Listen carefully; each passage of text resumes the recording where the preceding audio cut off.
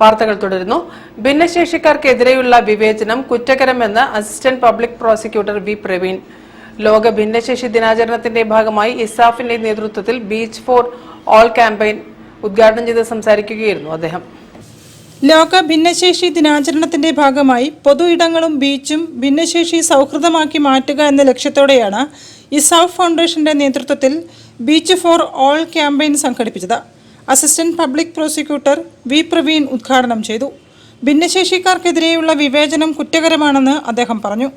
എല്ലാ മനുഷ്യരെയും തുല്യരായി കാണണം എന്നുള്ളതാണ് ഒരു സന്ദേശമാണ് ഇന്ന് നമുക്ക് മുന്നിലുള്ളത്. അതിനുവേണ്ടി വളരെ ശക്തമായ നിയമങ്ങൾ നമ്മുടെ നിയമസഭകൾ പാർലമെന്റ് അടക്കമുള്ള സഭകൾ പാസ്സാക്കിയിട്ടുണ്ട്. ആ നിയമങ്ങളിൽ പറയുന്നത് എന്താ വെച്ചാൽ അങ്ങനെ ഒരു വിവേചനം ഉണ്ടാവുന്ന സാഹചര്യം ഉണ്ടായാൽ അതൊരു കുറ്റകൃത്യം തന്നെയാണ്. ശിക്ഷ വരെ നൽകണമെന്നാണ്. 5 ലക്ഷം രൂപ വരെ പിഴ ഈടാക്കാവുന്ന കുറ്റകൃത്യങ്ങളായിട്ട് മാറ്റിയിട്ടുണ്ട്. ബേപ്പൂർ ഗോദീശ്വരം ബീച്ചിൽ നടന്ന ചടങ്ങിൽ വാർഡ് കൗൺസിലർ കെ സുരേഷൻ അധ്യക്ഷനായിരുന്നു.